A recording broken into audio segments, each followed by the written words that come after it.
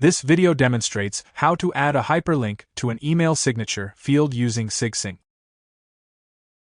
To quickly and easily direct your email recipients to your website or social media pages, Sigsync enables you to add hyperlink in your email signature template.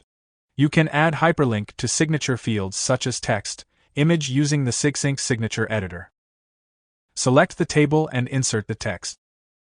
Select the text box and insert the text. Select the text and click the link icon. Enter the title and URL, then choose the target window for the link to open. Click the Apply button. You can preview the changes. Let's add a hyperlink to banner image.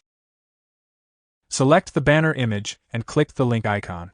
Enter the title and URL, then choose the target window for the link to open. Click the Apply button. You can preview the changes. Try Sigsync for free today.